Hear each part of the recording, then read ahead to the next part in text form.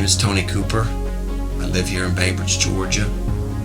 Elder here at Grace Church, and I just came back from a mission trip to Honduras. My job description was not well defined for me, and what I got for a job description was, Tiffany says, I think you should go on the retreat because you can run things. On the way down there, we had a general idea of what we were going to be doing in regards to helping the staff, getting them trained and renewed. We spent some time in the airport brainstorming what the goals were. We really didn't have a clear goal. We didn't really know exactly what we're doing. We just did the best we could as far as a plan could go, and we prayed. When we started the retreat, I immediately dove into trying to develop relationships with each one of the people, had them write their names on a napkin, and we did several sessions with them. Viviana, being the organizer that she is as well, she developed some presents, she developed a even more detailed agenda, and then she worked it out where all of our children ended up being able to do the serving, the dishwashing, and helping with the cooking and the workload. And they really seemed to open up. They seemed to have really rejuvenated as a result of it. We think that God's will was done, and He was glorified in what we did there. And Chuck and Joyce,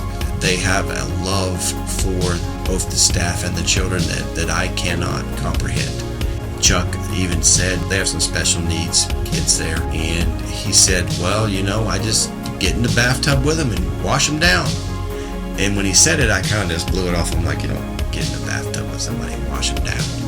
Well, I got a picture of it, and I'm just like, oh my gosh, he gets in the bathtub with them and washes them down. And they do that work and have been doing it for many, many years. He talked about his finances and how he's like, I can tell you that God always comes through. It doesn't usually come through early. They just literally rely on those gifts to come through right at the moment payroll hits. By the last day, Joshua and Jonathan and we were able to install and fixed a lot of lights that were not functioning, and in the process flushed out a rat. It was like this guy out of the kitchen, by the way. Josh and I were already up on the countertop, so it looked like we were scared of the rat, even though the rat came from the top. I started yelling like I was scared, and then they all thought I was scared because I was on the countertop yelling. And then Sean walks in, puts on two leather gloves, gets on his hands and knees, and is about to grab this rat with his gloved hands.